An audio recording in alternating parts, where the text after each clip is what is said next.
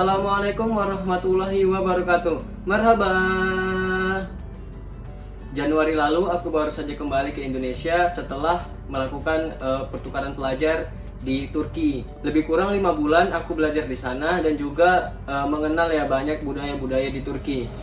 Setiap orang yang ingin melanjutkan studi ke Turki atau yang ingin traveling ke sana atau yang lainnya, itu pasti bakal merasakan yang namanya culture shock atau kebiasaan-kebiasaan aneh yang kita rasakan selama kita berada di negara orang. Nah, pada video kali ini aku akan sharing kepada kalian culture shock atau kebiasaan-kebiasaan aneh yang aku rasakan selama aku tinggal di Turki. Let's check it out.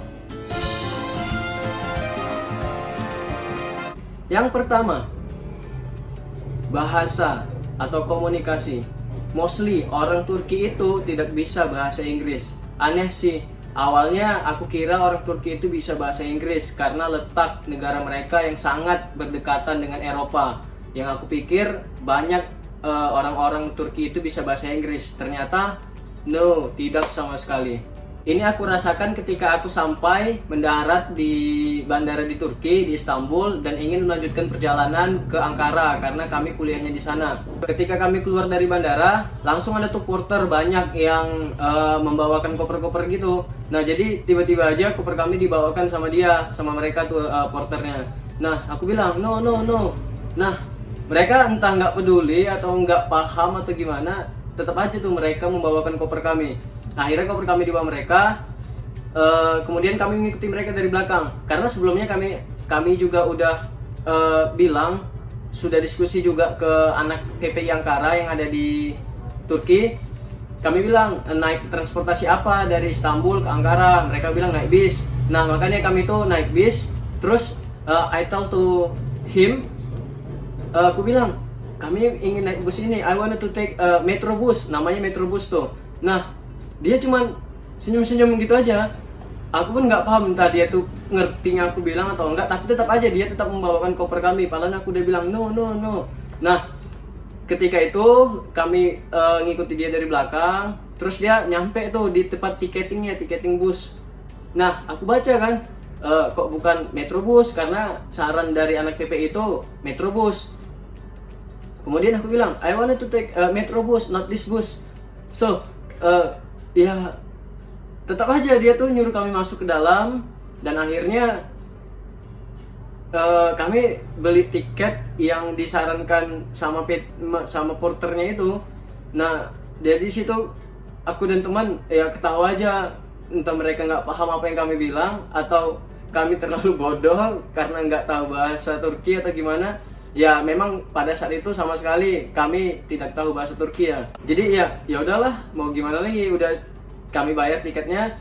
Nah, itulah susahnya bahasa di Turki. Kemudian kalau di kampus yang bisa bahasa Inggris itu cuma dosen dan mahasiswanya.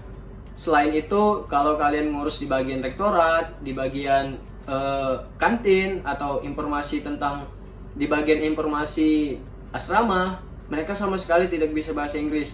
Makanya kemarin ketika daftar ulang, kami itu ditemenin sama anak PPI yang kuliah di situ, karena mereka udah bisa bahasa Turki kan. Jadi kami minta bantuan mereka untuk ngurus segala administrasinya. Memang sulit banget, ribet banget di Turki itu. Mereka tuh sama sekali tidak bisa bahasa Inggris. Bahkan untuk daily activity aja, aku rasa mereka belum paham banget ya. Entah gimana, aku juga nggak paham. Makanya bahasa Inggris sangat sulit di Turki. Saran aku, kalau kalian ingin ke Turki, mulai belajar sedikit bahasa dasar Turki, minimal daily activity, kegiatan sehari-hari, entah itu untuk beli, entah itu mau ngapain lah gitu. Bahwasanya kita itu bisa memahami sedikit apa yang mereka bilang. Yang kedua, sholat. Orang Turki itu kalau sholat itu menggunakan kaos kaki. Nah, kebiasaan ini beda banget ya dengan kebiasaan kita yang ketika sholat di Indonesia itu nggak pakai kaos kaki. Jadi kemarin itu aku sama anak PPI itu sholat di masjid. Nah, ambil wudhu. Setelah ambil wudhu, aku nggak pakai kaos kakinya lagi, langsung sholat. Awalnya aku heran kenapa kok yang lain pada pakai kaos kaki gitu kan. Kemudian aku tanya ke anak PPI-nya, kenapa ini kok pada pakai kaos kaki sholatnya? Kemudian dia jawab, iya di sini budayanya kayak gitu, kalau sholat itu pakai kaos kaki. And he doesn't know exactly why Turkish use sock when they are praying. Nah jadi aku memang nggak paham kenapa mereka menggunakan kaos kaki ketika mereka sholat. Kemudian orang Turki itu kalau sholat sunnah itu 4 rakaat. Ya ini beda ya kebiasaan sama orang Indonesia. Kalau orang Indonesia itu sholat sunnah itu 2 rakaat. Kalau orang Turki itu sholat sunnah 4 rakaat. Sholat sunnah qobliyah zuhur, ba'diyah zuhur, qobliyah asar, ba'diyah maghrib. Nah jadi mereka kalau sholat sunnah itu 4 rakaat. Ini kebiasaan yang aneh sih menurut aku, karena kebiasaan ini nggak ada di Indonesia. Yang ketiga, ngeteh sudah menjadi kebiasaan orang Turki. Kalau bahasa Turkinya çay. Nah bahasa Turki teh itu çay. Jadi mereka itu bukan sering sih, bahkan satu hari itu mereka bisa menghabiskan 5-10 gelas teh per harinya. Karena aku nggak tahu juga kenapa mereka itu suka banget minum teh, dan tehnya itu rasanya pahit banget. Tapi kalau mereka minum teh, gelasnya itu yang kecil, gelas kecil segini. Nah, segitulah mereka minum teh, tapi mereka bisa menghabiskan 5-10 gelas per harinya. Bahkan kalau ada di tempat kerja itu pasti ada yang jual teh untuk mereka minum teh ketika mereka break, atau ketika mereka kerja pun mereka juga minum teh. Aku dan teman-teman juga kemarin pernah mencobai tehnya, dan itu memang tehnya sangat pahit, beda banget sama teh di Indonesia. Mungkin mereka nggak pakai gula ya. Nah, jadi ketika kami beli teh, di situ kan disediakan gulanya itu petak-petak kecil. Nah, jadi teman-teman aku itu yang orang-orang dari luar, mereka hanya menambahkan satu atau dua gitu gulanya, sedangkan aku nambahkan 5-6 gula. Dan itu pun tidak terlalu manis ya, udah menambahkan banyak sudah menambahkan banyak gula. Kemudian mereka bilang, "Hey, you are a sugar man." Ya, kenapa? Karena biasaan aku minum teh itu yang manis. Jadi kalau nggak manis itu rasanya nggak enak. Kemarin kalau minum teh, aku itu ngeletak gulanya sampai 5-6 bahkan 7 gula petak-petak kecil itu yang masukkan ke dalam tehnya. Dan itu pun belum manis. Jadi mereka sampai ngebilang aku sugar man. Yang keempat, makanan. Menurutku makanan di Turki itu rasanya hambar banget. Nggak ada pedesnya sama sekali. Lebih ke asam gitu, mungkin kebanyakan tomat kali ya. Makanan mereka itu pasta dan ada yogurtnya. Jadi cuman di Turki lah kalian bisa jumpa orang yang makan pasta itu menggunakan yogurt. Saya sudah mencoba atau mencicipi makanan Turki dan itu memang rasanya aneh banget. Mereka kebanyakan pakai yogurt. Mungkin karena di Turki itu harga yogurt murah banget. Nah, kalau kalian yang suka makan pedas dan mau berkunjung ke Turki, jangan lupa bawa sambal dari Indonesia. Karena yakinlah di Turki itu nggak ada makanan pedas. Tapi nggak semua sih makanan di Turki itu kayak aneh gitu. Ada juga makanan yang sering aku makan dan itu enak banget. Ada 3, yaitu kebab, kemudian ada kofte, ada juga doner. Nah, kalau kalian berkunjung ke Turki, jangan lupa mencicipi 3 makanan ini. Saya jamin lezat. Yang kelima, nggak ada bantal guling. Kalau kalian yang ingin ke Turki dan nggak bisa tidur kalau nggak meluk guling, siap-siap aja. Kalian bisanya cuman meluk tembok. Yang keenam, cewek suka merokok.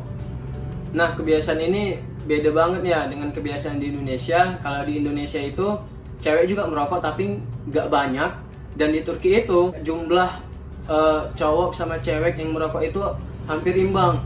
Kalau di kampus atau di luar kampus itu sama aja, jumlah perokok cewek dan cowok itu sama.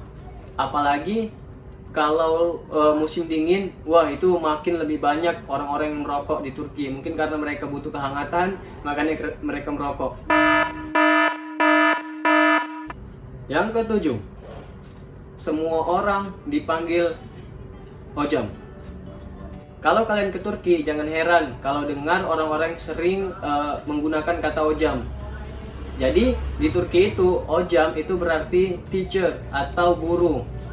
Kemarin ketika kami orientation week, itu ada juga temen kami yang exchange nanya, kenapa sih kebanyakan orang-orang Turki manggil dengan kata hocam?